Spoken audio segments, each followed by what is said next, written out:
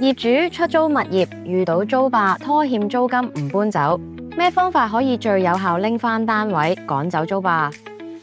一般租約都會列明，假如租客未能夠按時支付租金，一定期限之後，業主就有權收返物業。而即使租約上面有列明有關嘅條款，租客欠租15日之後，業主亦都有權終止租約收回物業。部分業主可能會自行更換物業門鎖、截斷物業水電，甚至破門入屋丟棄租客物品。但其實以上嘅行為不但只無助於真正收回物業管有權，反而有機會觸犯法例而被檢控。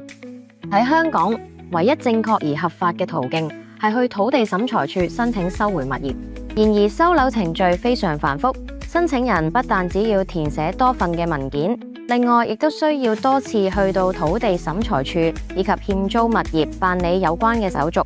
加上需要等候法庭同埋執達主任排期，預計成個收樓程序大約需時2到3個月。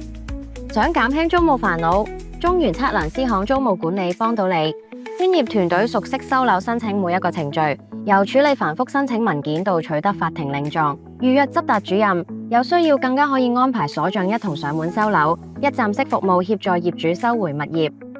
如果大家有任何租務問題，都可以揾中原租務管理查詢。